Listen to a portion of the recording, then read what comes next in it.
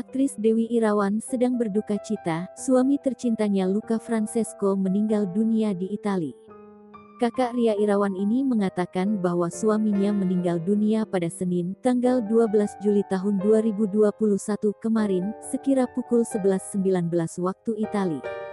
Suami Ria Irawan meninggal dunia karena kanker hati dan gagal hati yang sudah dirasakannya sejak lama. Dewi Irawan juga belum lama ini membagikan kabar duka tersebut lewat sosial media Instagram miliknya.